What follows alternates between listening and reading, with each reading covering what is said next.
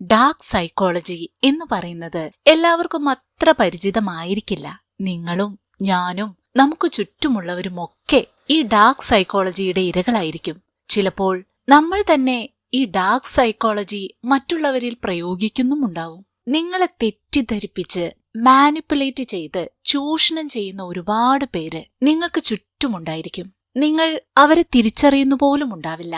ചിലപ്പോൾ dark psychology ഉപയോഗിച്ച് മറ്റുള്ളവരെ മാനിപ്പുലേറ്റ് ചെയ്യാൻ നിങ്ങളും ശ്രമിക്കുന്നുണ്ടാവും. അതെല്ലാം മനസ്സിലാക്കി മുന്നോട്ടു പോകാനുള്ള ഒരു തിരിച്ചറിവ് ഡാർക്ക് സൈക്കോളജിയെക്കുറിച്ചുള്ള ഈ വീഡിയോ നിങ്ങൾക്ക് തരുമെന്നാണ് ഞാൻ പ്രതീക്ഷിക്കുന്നത്. സോ ഫ്രണ്ട്സ്, ഈ വീഡിയോ കണ്ടു കഴിയുന്നതോടെ ഇനി നിങ്ങളെ ആർക്കും ഡാർക്ക് സൈക്കോളജി ഉപയോഗിച്ച് മണ്ടനാക്കാൻ സാധിക്കില്ല എന്ന് ഞാൻ ഉറപ്പു തരാം. അതിന് വീഡിയോ മുഴുവനായി കാണാൻ ശ്രമിക്കണം കേട്ടോ. ആമി ബ്രൗണിന്റെ ഡാർക്ക് സൈക്കോളജി എന്ന ബുക്ക് ഏറ്റവും ഇമ്പോർട്ടന്റ് ആയ 12 ഡാർക്ക് സൈക്കോളജിക്കൽ ഹാക്സ് ആണ് നമുക്ക് പങ്കുവെക്കുന്നത്. അതിൽ ആദ്യത്തേതിലേക്ക് പോകാം. പ്രൈമിംഗ് എന്നൊരു സൈക്കോളജിക്കൽ ട്രിക്കിന് ഇരകളാകാതിരിക്കാൻ ശ്രദ്ധിക്കുക. രാവിലെ ഉണരുമ്പോൾ മുതൽ നിങ്ങൾ നിരന്തരം കാണുന്ന കേൾക്കുന്ന കാര്യങ്ങളാണ് പ്രൈം ആവുക. നിങ്ങളറിയാതെ അതിനോട് നിങ്ങൾ അറ്റാച്ച്ഡ് ആയിരിക്കും. നിങ്ങൾ നെഗറ്റീവായ കാര്യങ്ങൾ കാണുമ്പോൾ നെഗറ്റീവ് പ്രൈമിംഗ് ആണ് നിങ്ങളുടെ ഉള്ളിൽ നടക്കുക. ചില വ്യക്തികൾ നിരന്തരം നമുക്ക് നെഗറ്റീവ് മെസ്സേജസും നെഗറ്റീവ് വീഡിയോസും എല്ലാം അയക്കുന്നുണ്ടാവും. ഇതെല്ലാം നിങ്ങൾ നിരന്തരം കാണുമ്പോൾ നിങ്ങളൊരു പ്രൈമിംഗ് സ്റ്റേജിൽ എത്താൻ ഇത് ഇടവരുത്തും. അതിനൊരിക്കലും നിന്നുകൊടുക്കരുത്. ഇതുമാത്രമല്ല, നിങ്ങൾ ഉപയോഗിക്കുന്ന സാധനങ്ങളാകട്ടെ, നിങ്ങൾ എടുക്കുന്ന തീരുമാനങ്ങളാകട്ടെ, എല്ലാം പലപ്പോഴും ഇതുപോലെ പ്രൈമിംഗ് ചെയ്യപ്പെടുന്നുണ്ടാകാം. നിങ്ങൾ അറിയാതെ തന്നെ നിങ്ങളുടെ മനസ്സിനെ ഷിഫ്റ്റ് ചെയ്യാൻ പ്രൈമിങ്ങിലൂടെ സാധിക്കും. അതിനാൽ സോഷ്യൽ മീഡിയയിൽ നിരന്തരം വരുന്ന റീൽസ് ആയാലും മെസ്സേജസ് ആയാലും നിങ്ങൾ എന്നും കാണുന്ന വ്യക്തികളായാലും വായിക്കുന്ന വാർത്തകളായാലും എല്ലാം പോസിറ്റീവ് ആയിരിക്കാനും ബെനിഫിഷ്യൽ ആയിരിക്കാനും ശ്രദ്ധിക്കുക. പ്രൈമിങ്ങിന് ഇരകളാകാതിരിക്കാൻ ശ്രദ്ധിക്കുക. രണ്ടാമത്തെ ഡാർക്ക് സൈക്കോളജി ഹാക്ക് എന്ന് പറയുന്നത് ഗ്യാസ് ലൈറ്റിംഗ് ആണ്. ഇന്നത്തെ യങ് ജനറേഷൻസിലുള്ളവർ ഉപയോഗിക്കുന്ന ഒരു വാക്കാണ് ഗ്യാസ് ലൈറ്റിംഗ്. ആളുകളെ യാഥാർത്ഥ്യത്തിൽ നിന്ന് തെറ്റിദ്ധരിപ്പിക്കുക. ഇതാണ് ഗ്യാസ് ലൈറ്റിംഗ്. മറ്റൊരു ഉദാഹരണം പറഞ്ഞാൽ, നിങ്ങളുടെ സുഹൃത്തുക്കൾ നിങ്ങളെ കൂട്ടാതെ ഒരു ടൂർ പോയി. ഇത് നിങ്ങൾ പിന്നീട് അറിഞ്ഞപ്പോൾ നിങ്ങൾക്ക് ഒരുപാട് വിഷമവും ദേഷ്യവും ഒക്കെ ഉണ്ടായി. അവരെ കണ്ട് അവരോട് ഇതിനെപ്പറ്റി ചോദിച്ചു നിങ്ങൾ. അപ്പോൾ അവർ പറയുന്നത്, നീ എന്താണ് ഈ പറയുന്നത്? നിന്നെ കൂട്ടാതെ ഞങ്ങൾ ടൂർ പോവോ? അതാരോ നിന്നെ പറ്റിക്കാൻ വേണ്ടി പറഞ്ഞതാ. അങ്ങനെ ഒരു ടൂറേ ഞങ്ങൾ പോയിട്ടില്ല എന്നൊക്കെ നിങ്ങൾ അത് വിശ്വസിക്കുകയും ചെയ്യും. അതേസമയം നിങ്ങളുടെ ഉള്ളിൽ ഒരു കൺഫ്യൂഷൻ ഉണ്ടാവുകയും ചെയ്യും. മറ്റുള്ളവർ പറഞ്ഞതാണോ കേൾക്കേണ്ടത്, അതോ സുഹൃത്തുക്കൾ പറയുന്നതാണോ വിശ്വസിക്കേണ്ടത് എന്ന്. ഇവിടെ ഉണ്ടാകുന്നത് ഒരു തെറ്റിദ്ധാരണയാണ്. മറ്റൊരു ഉദാഹരണം പറഞ്ഞാൽ, നിങ്ങളുടെ ഗേൾ ഫ്രണ്ട് അല്ലെങ്കിൽ ബോയ് ഫ്രണ്ട്, അവരുടെ ഫോണിൽ നിങ്ങൾ മറ്റൊരാളുടെ മെസ്സേജ് കാണുന്നു, ഒരു ഐ ലവ് യു മെസ്സേജ്. ആ മെസ്സേജിൽ സംശയം തോന്നിയ നിങ്ങൾ അതിനെക്കുറിച്ച് അവരോട് ചോദിക്കുന്നു. അപ്പോൾ അവർ അതിന് ഉത്തരം പറയുന്നതിന് പകരം നിങ്ങളോട് ദേഷ്യപ്പെടുകയാണ് ചെയ്യുന്നത്. നിനക്ക് എന്നെ സംശയമാണോ? നിനക്ക് പഴയ പോലെ എന്നെ വിശ്വാസമില്ല, എനിക്കൊരു പ്രൈവസിയുമില്ല, എന്തിനാ ഇങ്ങനെയൊക്കെ എന്നെ സംശയിക്കുന്നേ? എത്ര മോശമായിട്ടാ നീ ഇപ്പോ എന്നോട് പെരുമാറുന്നേ എന്നൊക്കെ പറഞ്ഞായിരിക്കും അവർ ദേഷ്യപ്പെടുന്നത്. ഈ ചോദ്യങ്ങളൊക്കെ കേൾക്കുമ്പോൾ നിങ്ങൾക്ക് തോന്നുക നിങ്ങൾ തെറ്റ് ചെയ്ത പോലെയായിരിക്കും. അതോടെ ആ വിഷയത്തെക്കുറിച്ച് പിന്നീട് നിങ്ങൾ സംസാരിക്കാതെയിരിക്കും. യഥാർത്ഥ കാര്യം അവിടെ അപ്രസക്തമായി തീരും. ഇതാണ് ഗ്യാസ് ലൈറ്റിംഗ്. ഇനി മൂന്നാമത്തെ ഡാർക്ക് സൈക്കോളജി ഹാക്ക്. നിങ്ങൾക്ക് മുന്നിലും പലരും എത്താം. നല്ല വസ്ത്രങ്ങൾ ധരിച്ച് വില കൂടിയ വാച്ച് എന്ന് തോന്നിപ്പിക്കുന്നതിന്റെ ഡമ്മിയായിട്ടുള്ള വാച്ചുകളിട്ട് വില കൂടിയ മറ്റ് ആക്സസറീസ് എല്ലാം ഉപയോഗിച്ചുകൊണ്ട് നിങ്ങൾ ചിന്തിക്കും അവർ ഏതോ പണക്കാരനാണ്.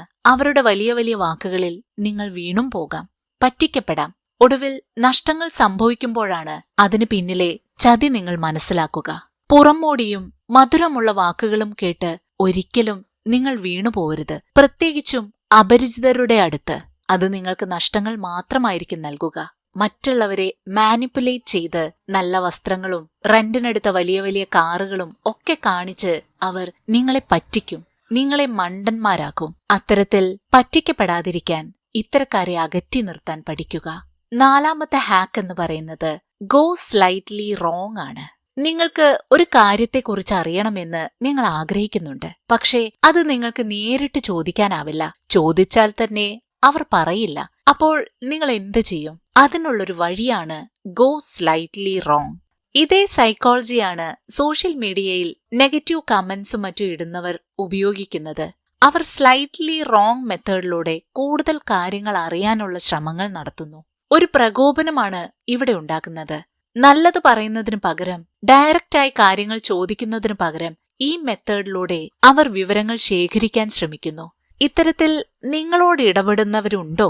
തീർച്ചയായിട്ടും ഉണ്ടായിരിക്കും. ചിലപ്പോൾ നമ്മുടെ വീട്ടിൽ തന്നെ, നമ്മുടെ അയൽപ്പക്കത്ത്, നമ്മുടെ ബന്ധുക്കൾക്കിടയിൽ, നമ്മുടെ സുഹൃത്തുക്കൾക്കിടയിൽ ഒക്കെ ഉണ്ടായിരിക്കും. വളരെ മൈൽഡായി നമ്മൾ ഒട്ടും ശ്രദ്ധിക്കാതെ ഇരിക്കുന്ന ഒരു ഡാർക്ക് സൈക്കോളജിയാണ് ഈ ഗോ സ്ലൈറ്റ്ലി റോങ് എന്ന് പറയുന്നത്. ഉള്ളിലുള്ള രഹസ്യങ്ങൾ ചോർത്താൻ എളുപ്പം സാധിക്കുന്ന ഒരു മെത്തേഡ് കൂടിയാണിത്. ഈ മെത്തേഡിൽ വീണുപോവാതെ ശ്രദ്ധിക്കാൻ ശ്രമിക്കുക. അഞ്ചാമത്തെ ഡാർക്ക് സൈക്കോളജി ഹാക്ക് എന്ന് പറയുന്നത് ഫിയർ മോങ്കറിംഗ് ആണ്. പേടിപ്പെടുത്തി വശത്താക്കുക എന്ന തന്ത്രം.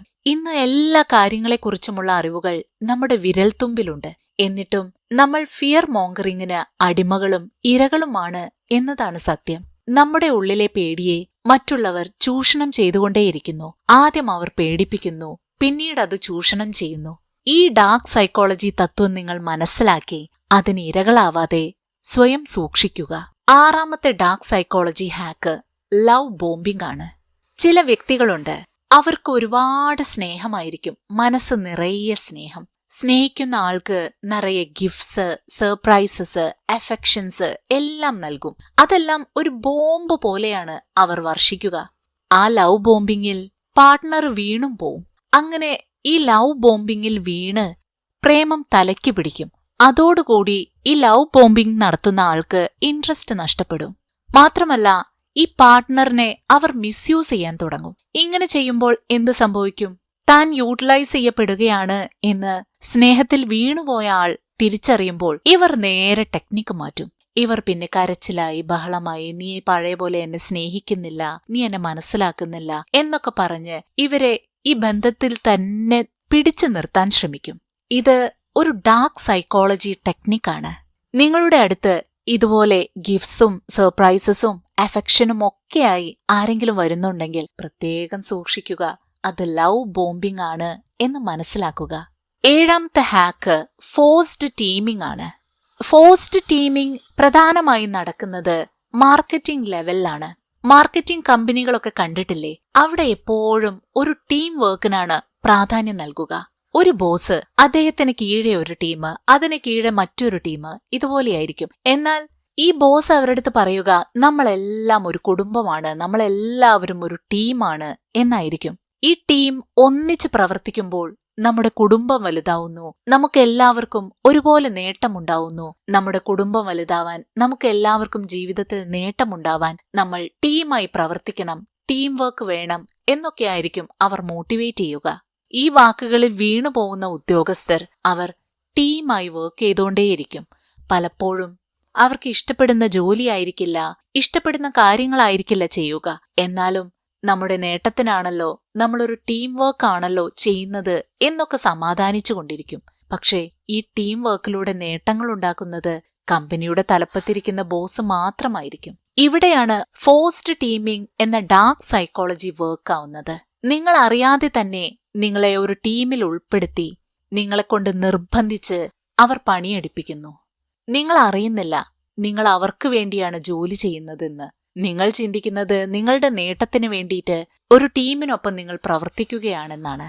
ഇപ്പോൾ ഈ വീഡിയോ കാണുന്ന ആരെങ്കിലും ഇത്തരത്തിൽ വർക്ക് ചെയ്യുന്നുണ്ടെങ്കിൽ സൂക്ഷിക്കുക, നിങ്ങളെ മറ്റുള്ളവർ ഉപയോഗപ്പെടുത്താതിരിക്കാൻ. ഇനി എട്ടാമത്തെ ഡാർക്ക് സൈക്കോളജി ഫാക്ട് എന്ന് പറയുന്നത് ചോയ്സ് റെസ്ട്രിക്ഷൻ ആണ്. മറ്റുള്ളവരുടെ ഡിസിഷൻസിനെ നിയന്ത്രിക്കുക. ആ ഡിസിഷൻസ് എങ്ങനെയാണ് നിയന്ത്രിക്കുന്നത് എന്ന് വച്ചാൽ അവർക്ക് വളരെ കുറഞ്ഞ ചോയ്സസ് നൽകിക്കൊണ്ട്. ഈ ചോയ്സ് റെസ്ട്രിക്ഷൻ നമ്മുടെ വീടുകളിലൊക്കെ സാധാരണ നടക്കുന്ന സംഭവമാണ്. ഒരു ഉദാഹരണം പറഞ്ഞാൽ, അമ്മമാരോ അച്ഛന്മാരോ മക്കളോട് പറയും, നീ പോയിരുന്ന് പഠിക്കേ എന്ന്. മിക്കവാറും അവർ അത് കേൾക്കില്ല. അപ്പോൾ അവരെ പഠിപ്പിക്കാനുള്ള ലക്ഷ്യം വെച്ച് നിങ്ങൾ അവർക്ക് 2 ചോയ്സ് കൊടുക്കും. ഒന്നുകിൽ നീ ഇത് മുഴുവൻ പഠിക്കുക, അതല്ലെങ്കിൽ നീ ഈ വീട് മുഴുവൻ വൃത്തിയാക്കുക. വൃത്തിയാക്കുന്ന ജോലിയേക്കാൾ നല്ലത് പഠിക്കുകയാണല്ലോ എന്ന് കരുതി കുട്ടി പഠിക്കാനുള്ള ചോയ്സ് തെരഞ്ഞെടുക്കും. ഇവിടെ നടക്കുന്നതും ഒരു ഡാർക്ക് സൈക്കോളജിയാണ്. ചോയ്സ് റെസ്ട്രിക്റ്റ് ചെയ്ത് നിങ്ങൾ ആഗ്രഹിക്കുന്ന ലെവലിലേക്ക് മറ്റൊരാളെ കൊണ്ടെത്തിക്കുക. ഇവിടെയും ഒരു മാനിപ്പുലേഷൻ തന്നെയാണ് നടക്കുന്നത്.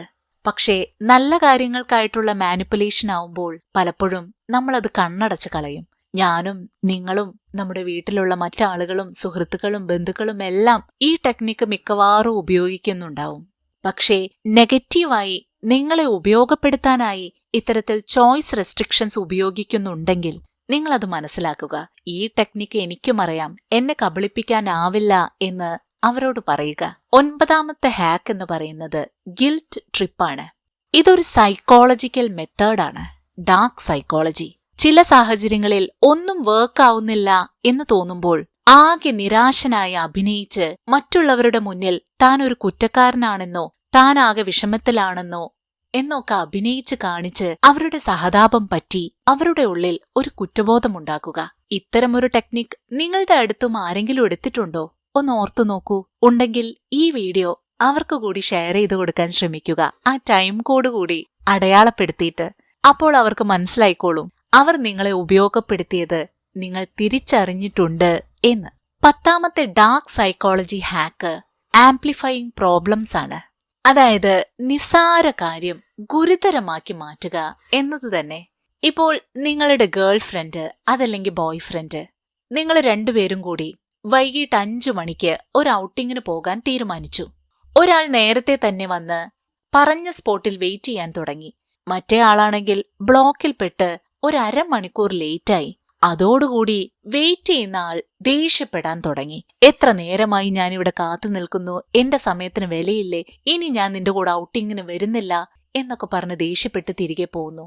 അതേസമയം ബ്ലോക്കിൽപ്പെട്ട് വരുന്ന ആൾ ഇവരെ അനുനയിപ്പിക്കാൻ വേണ്ടി പിന്നാലെ നടന്ന് പല പഞ്ചാര വർത്തമാനങ്ങളും പറഞ്ഞ് പല വാഗ്ദാനങ്ങളും നൽകി ഇങ്ങനെ കൊണ്ടുപോകുന്നു. പക്ഷേ പ്രശ്നങ്ങൾ അപ്പോഴും അവസാനിക്കില്ല, ഇതിങ്ങനെ കൂടിക്കൊണ്ടിരിക്കും. അതാണ് ആംപ്ലിഫയിങ് പ്രോബ്ലംസ് എന്ന് പറയുന്നത്. പലപ്പോഴും മറ്റുള്ളവരുടെ മുന്നിൽ ഒരു വില കിട്ടാനും അതുപോലെ തന്നെ അവർ നമുക്ക് പ്രാധാന്യം നൽകുന്നില്ലേ എന്നൊരു തോന്നലിന്റെയും എല്ലാം പുറത്താണ് ഈ ആംപ്ലിഫയിങ് പ്രോബ്ലം എന്ന ഡാർക്ക് സൈക്കോളജി പുറത്തെടുക്കുന്നത്. ഇത് തിരിച്ചറിഞ്ഞു കഴിയുമ്പോൾ നമ്മളെ സ്നേഹിക്കുന്നവരാണെങ്കിൽ തീർച്ചയായും അവർക്ക് കുറച്ചുകൂടി പരിഗണന കൊടുക്കാൻ ശ്രമിക്കുക. അത് ഈ പ്രശ്നങ്ങളെല്ലാം ഒത്തുതീർപ്പിലാക്കും. 11ാമത്തെ ഹാക്ക് എന്ന് പറയുന്നത് സെൽഫ് എബേസ്മെന്റ് ആണ്. സ്വന്തം ഭാഗം ജയിക്കാൻ വേണ്ടി ഏതറ്റം വരെയും പോകുന്നവരെ കണ്ടിട്ടില്ലേ? അവർ കാര്യം കാണാൻ കഴുതക്കാല് പിടിക്കാനും തയ്യാറാവും. അതെ, കാര്യം കാണാൻ ഏതറ്റം വരെയും അവർ പോകും. അതിനെയാണ് സെൽഫ് അബേസ്മെന്റ് എന്ന് പറയുന്നത്. ഇപ്പോ ഒരു ഭാര്യയും ഭർത്താവും തമ്മിൽ വഴക്കുണ്ടായി. ഒരാൾ തന്റെ ഭാഗത്താണ് തെറ്റ് എന്ന് തിരിച്ചറിഞ്ഞു കഴിഞ്ഞാൽ ഉടനെ പ്ലേറ്റ് മാറ്റും. അതായത്, ഞാൻ എങ്ങനെയാണ്, എന്റെ സ്വഭാവം ഇത്ര വൃത്തികെട്ടതായിപ്പോയി, ഞാൻ എന്തുകൊണ്ടാണ് ഇങ്ങനെ പെരുമാറുന്നത് എന്ന് എനിക്കറിയില്ല, എനിക്ക് എന്നെ തന്നെ പലപ്പോഴും ഇഷ്ടപ്പെടുന്നില്ല, ഞാനൊരു ദുഷ്ടനാണ്, ഇങ്ങനെയൊക്കെ സ്വയം താഴ്ത്തിക്കെട്ടും. സ്വയം ഇൻസൾട്ട് ചെയ്തുകൊണ്ടിരിക്കും. ഇങ്ങനെയൊക്കെ പറയുമ്പോൾ തെറ്റ് ചെയ്യാത്ത ആൾക്ക് തോന്നും, അയ്യോ ഇവരാകെ വിഷമത്തിലാണല്ലോ, ഇങ്ങനെയൊന്നും പറയണ്ടായിരുന്നു എന്ന്. അവരുടെ ഉള്ളിൽ ഒരു കുറ്റബോധമുണ്ടാവും. ഇത് എത്ര ഗുരുതരമായ പ്രശ്നമാണെങ്കിലും അതിനെ ഒന്ന് ലഘൂകരിക്കും. മാത്രമല്ല, സ്വയം ഇൻസൾട്ട് ചെയ്യുന്നതിനൊപ്പം തന്നെ ചിലർ ഒരു പടിക്ക് മുകളിൽ കരഞ്ഞു കാണിക്കാൻ കൂടി തുടങ്ങും. ഇങ്ങനെ കരയുമ്പോൾ തീർച്ചയായും അവരുടെ ഭാഗത്തെ തെറ്റുകളെല്ലാം മയഞ്ഞു പോകുമെന്നാണ് അവർ കരുതുക. സത്യത്തിൽ തെറ്റ് ചെയ്യാത്ത ആൾ ഇവരുടെ കരച്ചിലും വിഷമവും ഒക്കെ കണ്ട് അവരെ സമാധാനിപ്പിച്ച് സാരമില്ല എന്നുള്ള ഒരു ഒത്തുതീർപ്പിലേക്ക് എത്തുകയാണ് ചെയ്യുന്നത്. അവിടെ തെറ്റ് ചെയ്യുന്ന ആൾ തന്നെയാണ് വിജയിക്കുന്നത്. അവരുടെ കാര്യം കാണാൻ വേണ്ടി അവർ ഏതറ്റം വരെ താഴാനും തയ്യാറായിരിക്കും. ഇതും ഒരു ഡാർക്ക് സൈക്കോളജിയാണ്, സെൽഫ് എബേസ്മെന്റ് എന്ന ഡാർക്ക് സൈക്കോളജി ഹാക്ക്. ഇനി 12ാമത്തെ ഏറ്റവും ഒടുവിലായിട്ടുള്ള ഡാർക്ക് സൈക്കോളജി ഹാക്ക് എന്താണെന്നറിയണ്ടേ? അതാണ് silent treatment. Silence speaks louder than words എന്നാണ് പറയുക. മിണ്ടാതിരിക്കുക. അത് നല്ലതാണോ എന്ന് ചോദിച്ചാൽ നല്ലതും ചീത്തയുമാണെന്ന് പറയാം.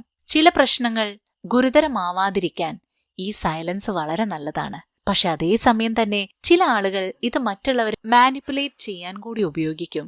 ഒരു തെറ്റ് ചെയ്ത് അതറിഞ്ഞ ശേഷം സൈലന്റ് ആയിരിക്കുമ്പോൾ ഞാൻ ചെയ്ത തെറ്റ് മറ്റേയാൾ അറിഞ്ഞില്ല എന്ന് ധരിച്ച് വീണ്ടും വീണ്ടും അത് ആവർത്തിക്കുന്നവരുമുണ്ടാകാം. അതിനാൽ സൈലന്റ് ട്രീറ്റ്മെന്റ് എത്രമാത്രം ബെനിഫിഷ്യൽ ആവും എന്ന് പറയാൻ പറ്റില്ല. എന്നാൽ പോലും പല ആളുകളും ഈ ഡാർക്ക് സൈക്കോളജി ഹാക്ക് അവരുടെ ജീവിതത്തിൽ ഉപയോഗപ്പെടുത്താറുണ്ട്. അപ്പോൾ ആമി ബ്രൗണിന്റെ ഡാർക്ക് സൈക്കോളജി എന്ന പുസ്തകം പങ്കുവയ്ക്കുന്ന 12 ഡാർക്ക് സൈക്കോളജി ഹാക്സ് ആണ് ഓഡിയോപീഡിയയുടെ ഈ വീഡിയോയിലൂടെ ഞാൻ നിങ്ങൾക്ക് പങ്കുവച്ചത്. ഞാനീ പറഞ്ഞ ഡാർക്ക് സൈക്കോളജി ഫാക്ട്സുകളെല്ലാം ഒരാളിൽ തന്നെ ഉണ്ടാവണമെന്നില്ല. ഏതെങ്കിലൊക്കെ വ്യക്തികളിൽ നിങ്ങളും കണ്ടിട്ടുണ്ടാകാം. നിങ്ങളത് ഇപ്പോഴെങ്കിലും തിരിച്ചറിയുക. ഈ വീഡിയോ അത് തിരിച്ചറിയാൻ ഉപകാരപ്രദമായി എന്ന് ഞാൻ വിശ്വസിക്കുന്നു. Thanks for watching.